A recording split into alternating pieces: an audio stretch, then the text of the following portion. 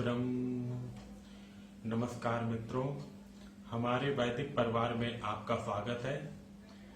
श्री वेद भाष्यकार श्री स्वामी शरण जी के मुख से वेद मंत्रों की सरल और प्रमाणिक व्याख्या सुनने के लिए हमारे YouTube चैनल को अधिक से अधिक लोगों तक पहुंचाएं, सब्सक्राइब करें, जिससे वेदों का प्रकाश घर घर तक पहुंच सके। आप कमेंट कर प्रश्न भी कर सकते हैं, हम सब प्रमाण उत्तर अवश्य देंगे। घर घर वेद मंदिर स्थापना अभियान में जुड़कर हमें सहयोग प्रदान करें। हमारा वेद भाष्य, वेदायन और अन्य वैदिक साहित्य घर बैठे प्राप्त करने के लिए आदेश करें। हम असौ आदित्ये पुरुषः सुवसौ वहम्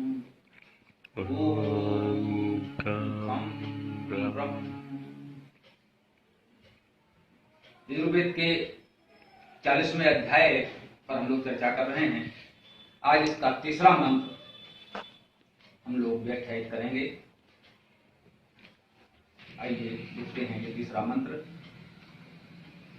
ओम असुर्या नाम ते लोका अंधेन तमसावृता तान ते प्रेते अपि गच्छन्ति ये के चायात्म हनो जना लोकहीन ऐश्वर्य से अंधकारमय अंध आत्महनन जो कर रहे उनको पाते बंधु। मंत्र में हमको बताया जा रहा है कि वे लोक, वे दृष्टि, वे संसार ते माने वे लोका, लोक, असुरिया नाम, कुछ ऐसे लोग हैं जिनकी चर्चा इस मंत्र में करने का प्रयास कर रहे हैं। उनका नाम, उनका परिचय असुरिया शब्द से दिया जाएगा। वे असुरिया लोग हैं। असुरिया का क्या अर्थ हुआ? सु ऐश्वर्य धातु है, सु प्रसवे धातु है, तो जिनमें ऐश्वर्य है, उत्पन्न करने की सामर्थ्य है या भाव है, सृजनशीलता है, रचनाशीलता है, वे लोग, और उसमें आ अर्थात नहीं, जिनमें ऐश्वर्य और सृजनशीलता का भाव नहीं है। तो ऐसे लोगों की बात कर रहे हैं जिनमें सृजनशीलता नहीं है, विकास नहीं है, तो ऐश्वर्य कहां से होगा? हो ही नहीं सकता।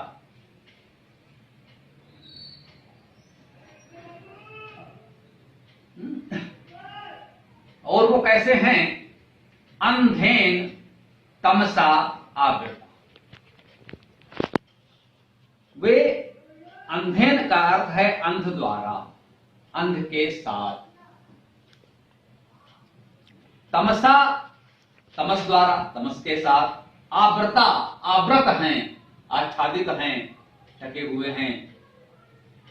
वे ऐसे लोग हैं जिन्हें हम असुरिया नाम से जानते हैं। वे अंध से और तमस से आवृत हैं। ये इसका शाब्दिक अर्थ हमने समझा। अब इस भाव को समझने का प्रयास करें। अभी हमने कहा कि असुरिया नाम अर्थात जो सृजनशीलता और ऐश्वर्य से हीन है, जिनमें सृजनशीलता और ऐश्वर्य नहीं है। अब असुरिया शब्द में अस क्षेपणे धातु भी है, अस प्रकाशने धातु भी है, दीप्तो धातु भी है, तो अर्थ तो बदल जाएगा। सुर धातु भी है, सुर ध्वन्यर्थक भी है और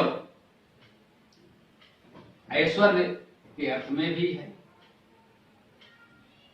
तो असुरिया शब्द के विभिन्न धातुओं के अनुसार विभिन्न प्रकार से हम संधि विग्रह करके अलग अलग अर्थ कर सकते हैं। तो इनमें से कौन सा अर्थ ग्रहण किया जाए, स्पष्ट कर दिया आगे। यहां असुरिया उन लोगों को कहा जा रहा है जो अंधेन, अंधकार से और तमस से आवृत हैं। अर्थात इसमें हम अर्थ वही लेंगे जो सृजनशीलता और ऐश्वर्य से हीन हैं। यहां पर यही अर्थ लिया जा सकता है। एक शब्द के अनेक अर्थ हो सकते हैं, धातुओं के अनुसार अलग अलग तरह से उपसर्ग और विच्छेद करके, परंतु ग्रहण कौन सा किया जाएगा उसके लिए कहा गया है कि प्रकरण के अनुसार पूरे मंत्र के बाकी शब्दों को देखें तो उसमें से ग्रहण करने योग्य जो उचित अर्थ है वो हमें पता चल जाएगा। यदि सभी अर्थों के अनुसार सही अर्थ किया जा सकता है तो सभी अर्थ स्वीकार हैं। इसी को श्लेष अलंकार कहते हैं, इसमें कोई आपत्ति नहीं है। परंतु यहां स्पष्ट कर दिया कि यहां वो लोग जो अंधकार से, तमस से आवृत हैं। तमस का भी अर्थ सामान्यतः अंधकार से लिया जाता है। तो फिर अंधेन और तमसा पुनरुक्ति क्यों की गई? तम कांक्षायाम धातु है। तम धातु का अर्थ हुआ चाहना, इच्छा करना, कामना करना। जो अंधकार हमारी इच्छाओं से, कामनाओं से उत्पन्न हो जाता है वो तमस है। हम बहुत सी इच्छाएं पाल लेते हैं, वो पूर्ण नहीं होती तो हमारे जीवन में एक तरह का अंधकार आ जाता है, ये तमस है। अंधेन हमको अंधा बना दे, कुछ दिखाई न दे, ये प्राकृतिक अंधकार भी हो सकता है और हमारी विवेकशीलता का अभाव भी हो सकता है। तमस शब्द ने स्पष्ट कर दिया कि हम जो असीमित इच्छाएं पाल लेते हैं उससे हमारे जीवन में जो अंधकार आता है ये उसकी चर्चा भी कर रहा है। उस तमस से, अनंत इच्छाओं से आच्छादित है, उससे ढका हुआ है वो लोक, वो संसार। वो संसार कहां पर है, उसकी कोई भौगोलिक स्थिति है बताया जा सके कि उस स्थान पर पाया जाता है? नहीं। वो कोई विशेष स्थान नहीं है कि जहां पर जाने पर ऐसा ही मिलेगा। ये हमारे मन की अवस्था है, क्योंकि हमने कहा है कि वेद में शाश्वत सत्य का वर्णन है। किसी स्थान, व्यक्ति, ऐसी घटना का नहीं जो एक बार हुई तो हो गई। यहां हम जिस बात की चर्चा करते हैं वो सदा सर्वत्र होती ही रहती है, शाश्वत सत्य है, निरंतर होती रहती है। तो ये लोग कहां पर होंगे, आइए आगे इसको संभवतः कुछ और स्पष्ट करेंगे। तो हम किसकी चर्चा कर रहे हैं? असुरिया नाम लोग का जो ऐश्वर्य और सृजनशीलता से रहित हैं, ऐसे लोग हैं। और वो लोग कैसे हैं? अंधकार से और तमस से आवृत हैं। तो इनकी चर्चा हम क्यों कर रहे हैं? तान ते प्रेत अपि गच्छन्ति। तान माने उनको, ते माने वे, प्रेत माने भाग्य कर, प्रा माने प्रकष्ट, अधिक, और एक गतौ धातु है, इत माने जाकर। प्रकृष्टता से जाकर बहुत भाग दौड़ करके भी, अपि माने भी। तो तान ते प्रेत अपि गच्छन्ति, उनको वे भाग कर भी गच्छन्ति माने जाते हैं। लोग बहुत भागना चाहते हैं उससे, कोई भी अंधकार में नहीं रहना चाहता, कोई तमस में नहीं जीना चाहता। सब लोग इससे बचना चाहते हैं, भागना चाहते हैं। अपनी क्षमता पर हम प्रयास करते हैं कि हम इससे बच जाएं, इससे भाग सकें। हम खूब भागते हैं इनसे, लेकिन क्या भाग पाते हैं? हमारी समस्या यही है कि बहुत भाग दौड़ का प्रयास करने के बाद भी अंततः हम इससे बच नहीं पाते, इससे मुक्त नहीं हो पाते। तो ऐसा क्यों होता है? अंतिम चरण में इसी बात को स्पष्ट करेगा और इसी बात को हमें आज गंभीरता से समझना है। यही महत्वपूर्ण संदेश इस मंत्र का है, जिसे हमें जानना है। वो क्या है? तो कौन लोग ऐसे हैं जो इतना भाग दौड़ करके भी उनको ही जाते हैं, उनको ही प्राप्त होते हैं, उनसे नहीं बच पाते? वो कौन लोग हैं? बोले ये के क्या आत्महनो जाना। ये माने जो, के माने कौन, क्या माने और, आत्महनो आत्म का हनन करने वाले, जना माने लोग। जो कोई भी लोग ऐसे हैं जो आत्म हनन करने वाले हैं,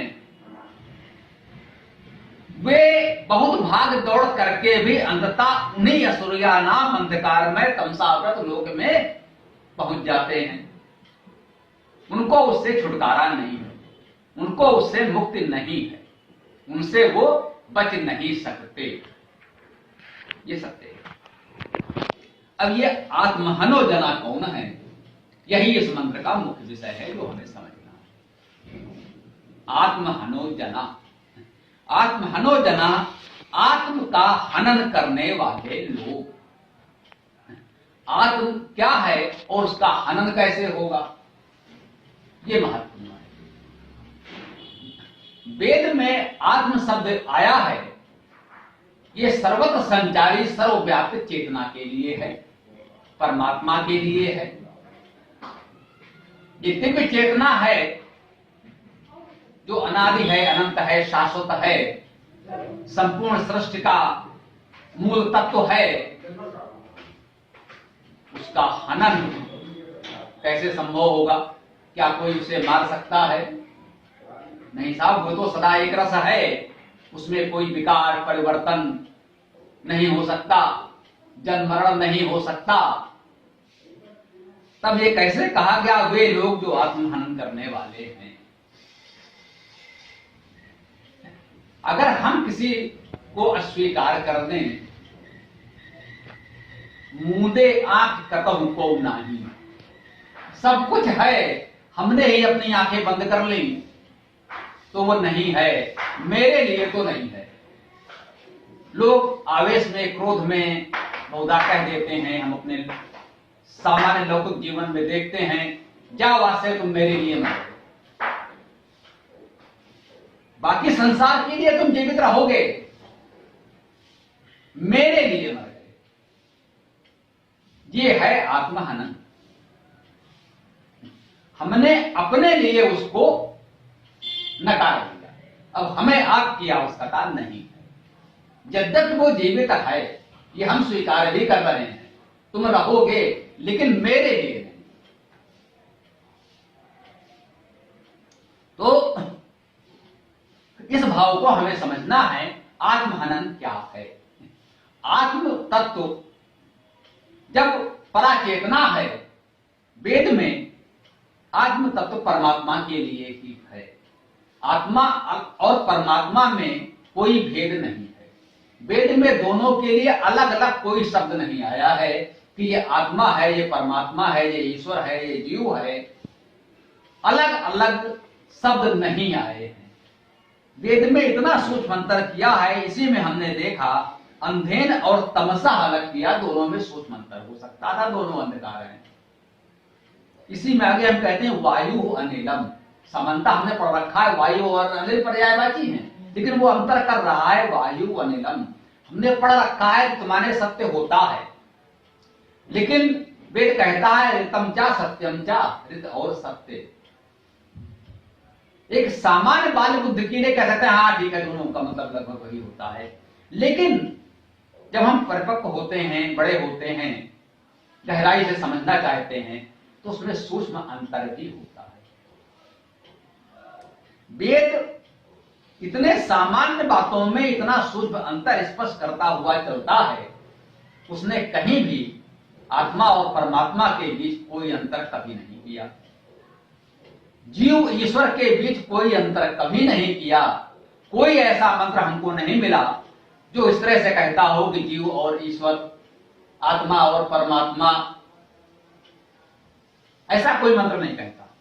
अर्थात वेद ने दोनों को एक ही माना है, दोनों में अंतर कभी नहीं किया। तो अब ये जो आत्म तत्व है उसका हनन लोग कैसे करते हैं? लोक व्यवहार में हम ये भी कहते हैं कि जब भी हम कुछ अनुचित करना चाहते हैं तो हमारे भीतर से एक स्वर उभरता है, एक पुकार आती है कि नहीं, ऐसा नहीं करना चाहिए। कहते हैं ये आत्मा की पुकार है।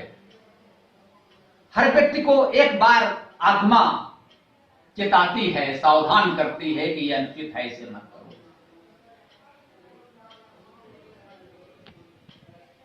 तो ये जो आत्मा की पुकार है, आत्म तत्व सर्वव्यापी है, सर्वव्यापक है, सर्वत्र संचारी है। उसका स्वर, उसकी पुकार हम तक आती है, हमें उपलब्ध होती है और हम उसे नहीं सुनते, उसे अनसुना कर देते हैं। समझकर भी नहीं समझना चाहते, जानकर भी नहीं जानना चाहते। जब हम ऐसा करते हैं तब हम आत्महनोजना की श्रेणी में आ जाते हैं। आत्महनोजना हम वही हैं जब हमने उसको जानते हुए भी नहीं जाना, समझते हुए भी नहीं समझा, उस सत्य को नकार दिया। हम समझ रहे हैं कि ये उचित नहीं है, फिर भी हम उधर से विमुख हो जाते हैं और करते हैं ठीक है, अब होगा।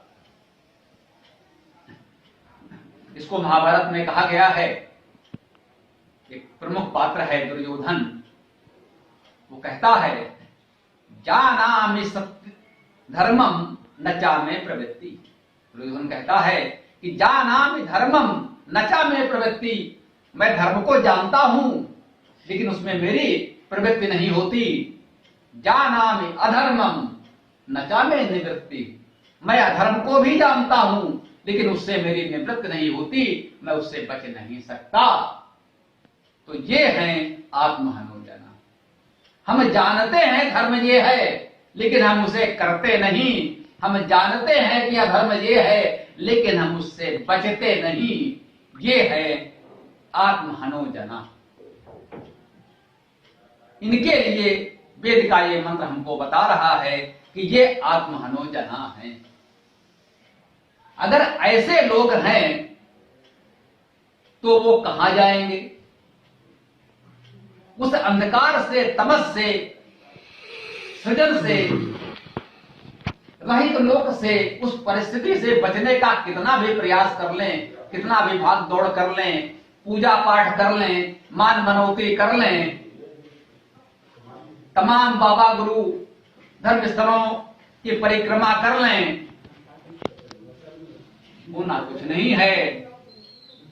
तानते प्रेत्य अपि गच्छन्ति, कितना भी भाग दौड़ करें, अंत में उनको उन्हीं असुरिया नाम लोक में जाना है। नहीं बच सकते क्योंकि वो आत्महनन कर रहे हैं।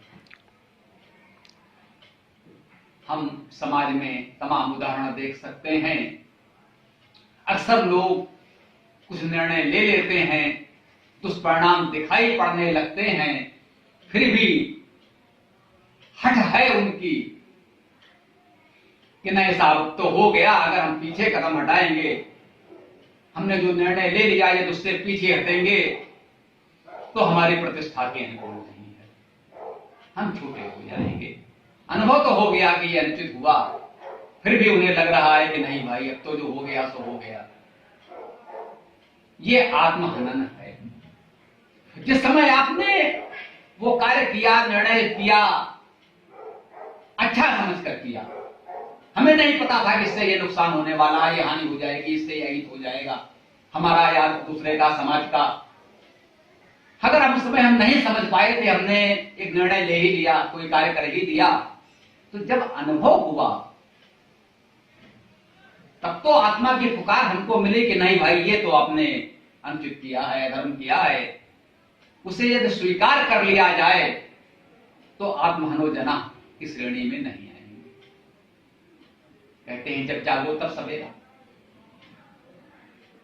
जब आप पुकार आपने सुनी समझी, उस समय आप नहीं समझ पाए थे, जब समझा तब तो स्वीकार कर लो।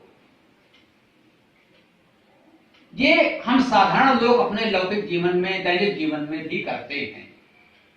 हम लोग भी करते हैं, साधारण लोग भी करते हैं। बड़े बड़े लोग करते हैं तो वो बड़ी बात हो जाती है, ऐतिहासिक हो जाती है।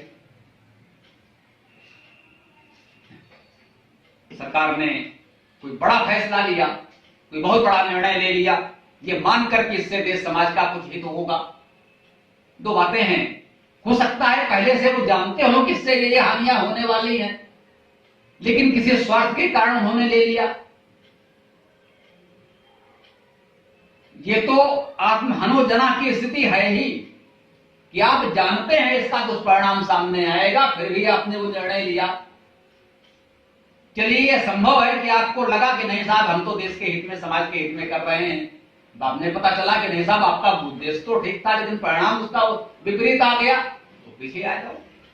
ऐसे ऐसे महापुरुष हुए हैं, ऐसे ऐसे राजनेता हुए हैं कि उन्होंने कोई निर्णय लिया और थोड़े समय में उसका दुष्परिणाम सामने आया और उन्होंने स्वीकार किया कि निर्णय हमारा मूर्खतापूर्ण था, हम इसे वापस लेते हैं। अच्छा उदाहरण हम लोग अक्सर देते हैं, हमने इसको एक तरह से अपना सूत्र सा स्वीकार कर लिया है। हम राम को पूजते हैं, हमारे संस्कृति के प्रतीक बन गए हैं राम, कोई संदेह नहीं है, जन जन में रमे हुए हैं राम। लेकिन राम का कोई भक्त गर्भवती सीता के निष्कासन को उचित नहीं कह सकता। राम का कोई भक्त तपस्वी शंभूक की हत्या को उचित नहीं कह सकता। इसके बावजूद हम राम को पूजते हैं। दो बड़ी भूल करने के बाद भी हम उनका सम्मान करते हैं, क्योंकि उन्होंने और बहुत से अच्छे कार्य किए। राम ने इन भूलों को स्वीकार भी किया, वो स्वयं दुखी भी रहे। ये व्यवस्था थी, राजनीति की बाध्यता थी, इसलिए राम आत्महनोजना की श्रेणी में नहीं आए। वो हमारे आपके पूज्य आदरणीय श्रद्धा के पात्र आज भी बने हुए हैं। राम का नाम, उनका उदाहरण हम इसलिए लेते हैं क्योंकि सर्वमान्य है, सर्वपूज्य है। राम की बात लोगों की समझ में आ सकती है। ये बात राम के लिए सत्य है तो अन्य लोगों के लिए, वो चाहे राजनेता हूं, धार्मिक व्यक्ति हूं, पूंजीपति हूं, हम आप साधारण लोग हूं जो अपने घर परिवार, अपने थोड़े से मित्रों के साथ इस पर कुछ चर्चा करना चाहते हैं, अपना सहज साधारण जीवन जी रहे हैं। हम देखें कि हमारे जीवन में ऐसी स्थितियां कब कब और कैसे कैसे आती हैं और इससे हम कैसे बच सकते हैं। मंत्र का संदेश यही है कि हमें आत्महनन से बचना है, आत्महनोजना की श्रेणी में नहीं आना है। इसका पूरा प्रयास जागरूक रहकर करना है, क्योंकि बताया है पहले कि यदि हम आत्महनन करते रहे तो बाकी व्यर्थ की भागदौड़ के प्रयासों से कुछ नहीं होने वाला। हमें अंततः उन्हीं अंधकारमय स्थितियों में रहना होगा। तो इस मंत्र की प्रेरणा, इसका संदेश इतना ही है कि हम कुछ भी करना चाहते हैं या जाने अनजाने कभी अनायास कुछ हो ही गया है तो कभी शांति से बैठें, तनाव मुक्त होकर अपने आप को उससे थोड़ा सा अलग करके दूसरे की दृष्टि से देखने का प्रयास करें, अपने भीतर देखें तो आत्मा की पुकार हमें सुनाई देगी। हमें लगेगा कि हमने जो किया वो कितना उचित है, कितना अनुचित है। हमें जो उचित लगे वो हमें करना है। हमारे महापुरुषों ने हमें यही सिखाया है। गौतम बुद्ध ने कहा, कोई बात इसलिए मत मानो कि मैं कहता हूं, यदि तुम्हें उचित लगता है तो स्वीकार करो। निश्चित रूप से हमें वो करना है जो अपने भीतर की पुकार हो।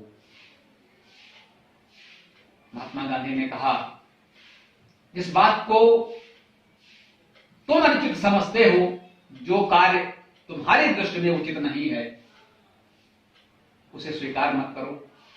जो भी परिस्थिति हो होने दो, उससे हानि होती है होने दो, उससे कोई शक्तिशाली आतताई सत्ता दंड दे तो देने दो।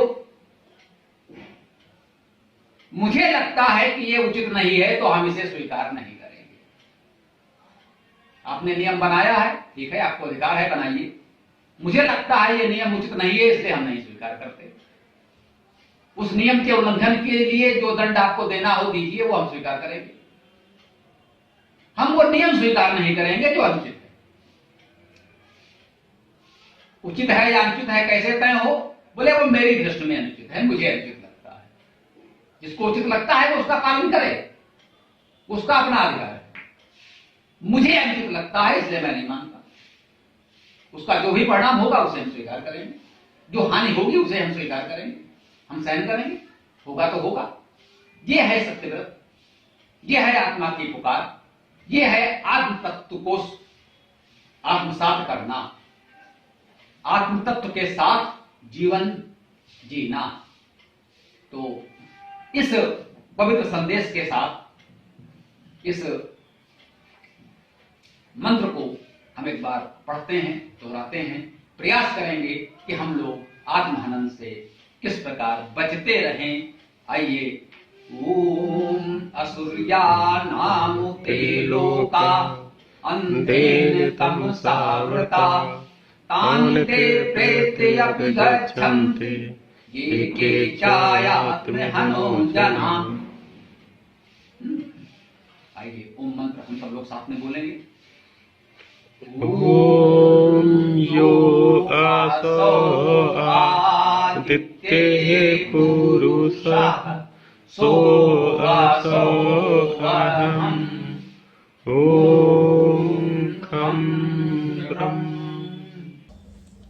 पूरा वीडियो देखने के लिए बहुत बहुत धन्यवाद। कमेंट में अपने विचार अवश्य दें। आपको कोई भी प्रश्न पूछना हो तो कमेंट बॉक्स पर कमेंट कर सकते हैं। डिस्क्रिप्शन में वेबसाइट का लिंक दे दिया गया है, उसमें अधिक जानकारी प्राप्त कर सकते हैं। धन्यवाद। ओम खम ब्रह्म।